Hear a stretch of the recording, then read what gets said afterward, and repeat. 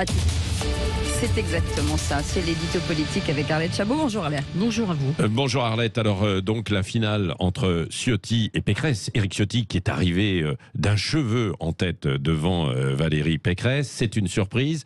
Le message des adhérents du parti est quand même assez clair, hein, Arlette. Les Républicains sont de plus en plus à droite. Oui, alors la France penche à droite, on le sait. L'élection présidentielle se jouera à droite. La gauche sera sans doute spectatrice. Et le choix des adhérents républicains fait hier est assez révélateur. Ils n'ont pas choisi celui auquel les sondages donnaient l'avantage, c'est-à-dire Xavier Bertrand. Ils ont préféré le plus radical. C'est comme si les Verts avaient choisi Sandrine Rousseau et pas Yannick Jadot.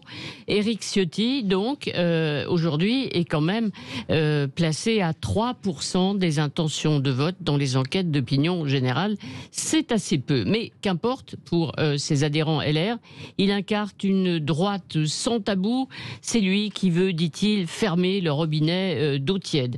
Donc, sa radicalité, il l'exprime de plusieurs façons, et notamment en répétant qu'il ne votera jamais pour Emmanuel Macron au second tour d'une élection présidentielle. Il préférait Éric Zemmour, si c'est Éric Zemmour et son adversaire, comme il n'avait pas choisi entre Marine Le Pen et Emmanuel Macron il y a 5 ans, ce qui avait entraîné d'ailleurs le départ d'un certain nombre de responsables, dont Xavier Bertrand.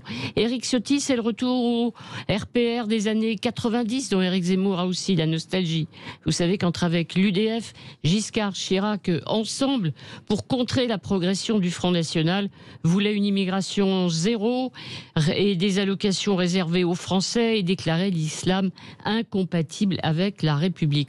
Autant d'idées ou de postures abandonnées, voire même regrettées. Alors nostalgie des années 90, filiation aussi avec justement François Fillon, puisqu'il y a de la fermeté sur les mesures de sécurité contre l'immigration et aussi un programme libéral. D'ailleurs, c'est un héritage partagé avec Valérie Pécresse. Elle aussi se réclame de François Fillon en alliant les deux. Et d'ailleurs, il faut quand même ajouter, pour être tout à fait juste, qu'on ne peut pas dire que Valérie Pécresse soit, allez, j'ose le dire, un peu molle, selon l'expression de Gérald Darmanin. Elle affiche aussi une droite extrêmement ferme, s'appuyant sur son expérience de présidente de région. Oui, elle a quand même un sérieux défi à relever parce qu'elle part favorite, puisqu'elle a eu le soutien hier des 3 éliminés, Barnier, Juvin et Xavier Bertrand. Hein.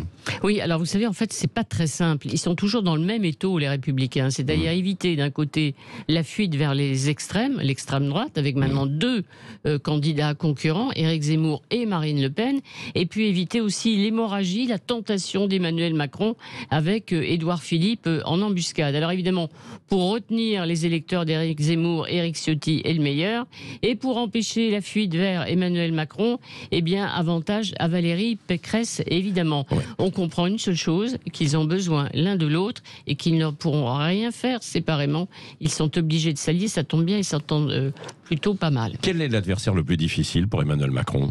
Incontestablement, c'est évidemment Valérie Pécresse, parce que s'il se retrouve le président sortant face à Éric Ciotti, Éric Zemmour ou Marine Le Pen, franchement, ça sera beaucoup plus confortable pour lui. La candidate des Républicains comme Valérie Pécresse, qui finalement n'est pas si loin de lui, évidemment sur le plan économique par exemple, ou sur la sécurité, et puis c'est une femme, ça sera beaucoup plus compliqué. Oui, sauf que si c'était Ciotti, sait-on jamais si Éric Zemmour pouvait le rejoindre. Mais il y aurait une scission LR. Mais Éric Zemmour attendrait qu'Éric Ciotti le rejoigne. Oui, c'est ça. Merci Arlette Chabot. Vous revenez tout à l'heure. Reprenez un petit café. Vous revenez tout à l'heure pour les grands débats du matin à 9h moins le quart avec Philippe Bilger qui sera avec nous.